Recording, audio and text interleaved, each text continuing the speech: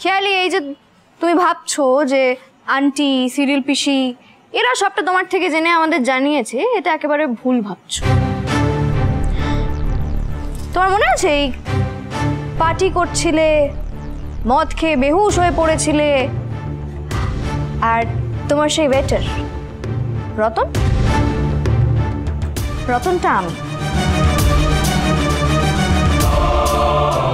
আগে আমি নাই রতন, জো হুজুর ক্যাটারারের রত্ন। এবার তাহলে নিজেই ভেবে দেখো, আমি যদি রতন সেজে এই বাড়িতে ঢুকে তোমার মাত্রা ছাড়া মদ খাইয়ে তোমার পেট থেকে একটা অপেরার নাম জেনে ফেলতে পারি, তাহলে বাকিটা খুঁজে নেওয়াও কিন্তু আমার পক্ষে খুব একটা অসম্ভব ব্যাপার না। তাছাড়া এবার তুমি যেটা করেছো তার জন্য তোমাকে তো জেলে পচে মরতেই হবে। আর হ্যাঁ, একটা কথা এবার ভালো করে মাথায় ঢুকে,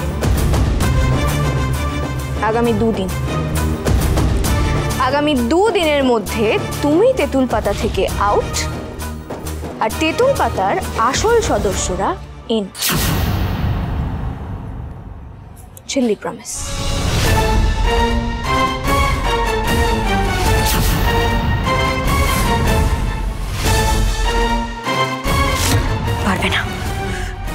পারবে না তোমরা আমার সঙ্গে কিচ্ছু করতে পারবে না। একদম চিৎকার করো না খেয়ালি, তোমাকে আমি নিজে পুলিশের হাতে তুলে দেবো। তাও পারবে না। শুনুন বলছি, আপনারা এগুন, আমি আসছি। আসছি মানে তুমি কোথায় যাচ্ছ?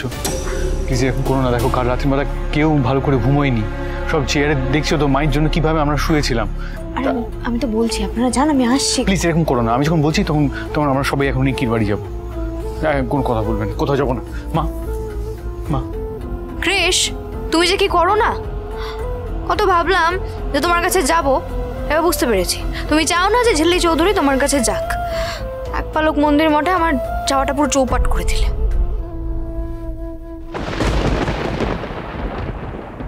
ভেবেছিলাম আজ একবার মন্দিরে যাব, এক পালক কৃষ্ণ মন্দিরে। ঝিল্লিকেই যেতে দিচ্ছে না, আমায় কি আর দেবে? কি হলো, তোমরা দাঁড়িয়ে রইলেন?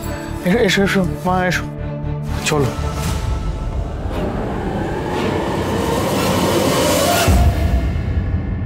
ঝিল্লিস এমটি আওয়াজ দিয়ে খেলা, কিন্তু ও তো এমটি আওয়াজ দেওয়ার মেয়ে নয়। তাহলে কি ওরা চুকিকে ধরে ফেলেছে? সত্যি ধরা পড়ে গেল? আমাকে এক্ষুনি আবার ফোন করতে হবে।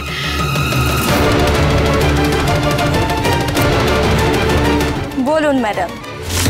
কোথায় তুমি? ধরা পড়ে গেলে নাকি? আপনি কি খেপেছেন? শুনুন, চুমকি অত কাঁচা কাজ করে না। এই শোনো, এত বড় বড় কথা বলো না। হ্যাঁ, তুমি কোথায় আছো একটু বলো তো। আমি এখন শিয়ালদার কাছে একটা রাস্তায় আছি, এখানে কেউ ধরতে পারবে না আমায়, একদম সেফ জোন।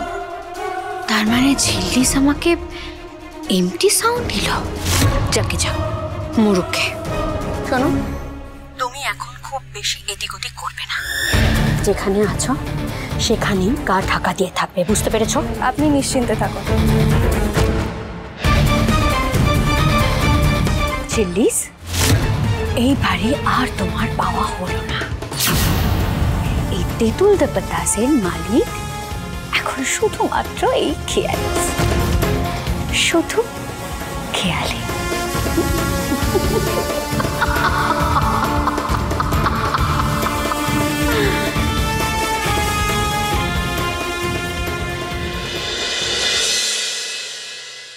হ্যালো গোবিন্দবাবু, শুনুন, ঝিল্লি যেরকম বলেছে ঠিক সেরকমটাই করবেন। ওকে। গোবিন্দবাবু আসছেন তো? হ্যাঁ আসছেন, রাতে। আচ্ছা দেখো, আমি বলি কি, রাতের বেলা কিন্তু সবাইকে নিয়ে বেরোনো এরকম কোনো প্ল্যান করো না। এই যে চা চলে এসেছে। আর ঋষি, তোকেও বলি, তুই না মেয়েটাকে সবসময় অত বকিস না। আমি আবার কি করলাম? সত্যি বাবা, ঋষি তুই না খুব টিকটিক করিস। যা বাবা, এখন দেখছি আমি সবার চোখে বিলেন হয়ে যাচ্ছি।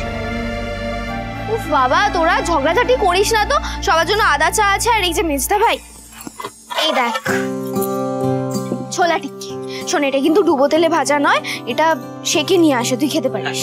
বাবা রিঙ্কি, তুমি তো দেখছি অমিত স্যারের সাথে থেকে থেকে একদম ফিটনেস ফ্রিকদের জন্য খাবার বানাতে শিখে গেছো। সত্যি বাবা, আগে তো সেই বেগুনি সিঙ্গারার মধ্যে সারাদিন মুখ গুজে থাকতো। হ্যাঁ বলছি অমিত বাবা, তুমিও তাহলে টিক্কি পাটি? হ্যাঁ, টিকি পাটি আবার কি? এটাই তো নর্মাল খাবার, এটি তো খাওয়া উচিত। তো উল্টোপাল্টা খাও তোমরা, তাই জন্য নর্মাল খাবারটা তোমাদের কাছে ডায়েট বলে মনে হয়। দিন বলুন বলুন, কি থামলেন কেন? রেকর্ড হচ্ছে তো, বলুন। নিজের তো একটা হেলদি হ্যাবিট নেই, খালি আছে অন্যদের মক করা। আমার মনে হয় এই টিক্কির আইডিয়াটা দিয়ে আমি খুব বড় ভুল করে ফেলেছি। ঋষি, একটা কাজ করি, আমি আর তুমি মিলে এই টিক্কিটা খাই, আর বাকি সবার জন্য আলুর চপ আর বেগুনি অর্ডার করে দিই। না কেন, কোনো দরকার নেই, এর যথেষ্ট টেস্টি খাবার। হ্যাঁ, টেস্টি। ঠিক আছে, তাহলে আমরা সবাই চায়ের সঙ্গে এই টেস্টি টিক্কি খাই। আর বলছি ঝিল্লি, রাতের বেলা ভালো কিছু হচ্ছে তো? হ্যাঁ হ্যাঁ, মাংস ভাত। আরে বাবা, এর থেকে ভালো তো কিছু হতেই পারে না। বাবা, মেজ বৌদিও সুস্থ, সবাই আমরা একসঙ্গে হয়েছি। তাহলে সবাই মিলে জমিয়ে একসঙ্গে রান্না করা যাক। হ্যাঁ, পিকনিকের মতো। কি বলো সবাই, কি বলো? পিকনিকের মতো রান্না হোক নাকি? বলছি অঞ্জু, পিকনিক হলে তুই কোন কাজ করবি সেটা আগে বল। হ্যাঁ, যে কাজটা কেউ করতে চায় না ছোটদা, সেটাই আমি করব। পেঁয়াজ কাটা, চোখের জলে নাকের জলে একাকার হয়ে যাবে আমার একেবারে। সে কি মা, তুমি পেঁয়াজ কাটবে? ছোট থেকে তো আমাকে দিয়ে পেঁয়াজ কাটাতে, যাতে তোমাকে পেঁয়াজ কাটতে না হয়। মারবটা না এক চল। না না ঠাকুরজি, থাক, তোমাকে করতে হবে না, আমি করে দেবো। আরে না না দিদি, আমাকে দিও না, আমি বসে বসে কেটে দেবো। এই হচ্ছে যৌথ পরিবারের মজা। হ্যাঁ, বাড়ি সঙ্গে থাক বা না থাক, একসঙ্গে যেই হয়েছি এটাই হচ্ছে সব থেকে বড় আনন্দের বিষয়। দেখো, একসঙ্গে এই যে লগে লগে আমরা থাকি, এটা কিন্তু বড় ব্যাপার। এটাতেই হচ্ছে আসল ভালোবাসা আর আনন্দ। এটা কিন্তু আপনি একদম ঠিক বলেছেন। আর জানেন আমার সব থেকে ভালো কি লাগছে?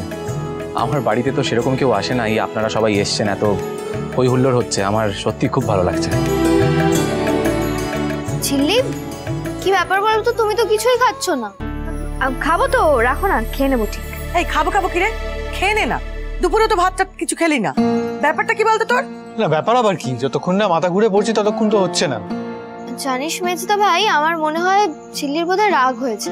তুই ও বাড়ি থেকে আসার সময় ঝিল্লিকে বললি না বাড়ি থেকে না বেরোতে, সেই জন্যই হয়তো। না না, সেসব কিছু না। আচ্ছা শোনো না, আমি ভাবছিলাম যদি আজকে সব ছেলেরা আমাদের জন্য রান্না করে তাহলে কেমন হয়? খুব ভালো হবে। না না না না, আমরা থাকতে ছেলেরা রান্না করবে? এই ঠাকুরপো, অমিত, তাতাই, এরা রান্না করতে পারবে নাকি? না না না না না। কি যে বলো না বড় বৌদি, আমরা রান্না করতে পারবো না? কি অমিত, রান্না পারবো না করতে? হ্যাঁ হ্যাঁ হ্যাঁ, দিব্যি পারবো, দিব্যি পারবো। কেন পারবো না? তুই পারবি তো? হ্যাঁ, না পারার কি আছে? বাবা, ঠিক আছে তাই হোক। কিন্তু ঋষি, তোকে একটা কথা বলি, মাংসটা কিন্তু একটু তেল ঝাল দিস, বুঝলি? না হলে আবার মুখে রুচবে না। এইটাই তোমাদের প্রবলেম, জানো তো। তোমরা ভাবো যে ওই তেল মশলা না দিলে ভালো রান্না হয় না। আর দাঁড়াও, আজকে আমি মাংস রান্না করবো, তেল মশলা কিচ্ছু থাকবে না, দেখে নি।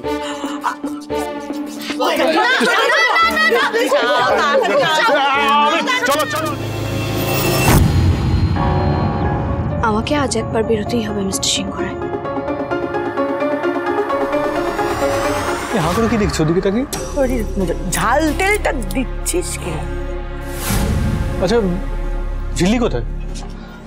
ঝিল্লি? হ্যাঁ সেই তো। ঝিল্লি কোথায়? ঝিল্লি তো এখানেই ছিল। হ্যাঁ তাই ছিল মানে, কিছু না খেয়ে দে মেয়েটা কোথায় গেল হঠাৎ করে? হ্যাঁ, তুমি এখনকার কথা কি বলছো? তো সকাল থেকেই ঠিক মতো করে খাইনি। ওরিশি, তোর সাথে কোনো মন কষাকষি হয়নি? মন কষানি এইটুকু সময়ের মধ্যে কি করে হয়? আমি তো একটু আগেই গেলাম রান্নাঘর তোমাদের সামনে, এখানেই তো ছিল। আচ্ছা আমি একবার গার্ডকে জিজ্ঞেস করে আসি। দাঁড়াও, দেখো দেখো বাবা, এই যে চলে যায় না। যাবে, আমাদেরকেও তো কিছু বলে যায়নি। ঠিক আছে দাঁড়াও, আমি দেখছি ভেতরের ঘরে যদি কোথাও থাকে। বললো ঝিলি বাইরে কোথাও একটা গেছে। হ্যাঁ বাইরে?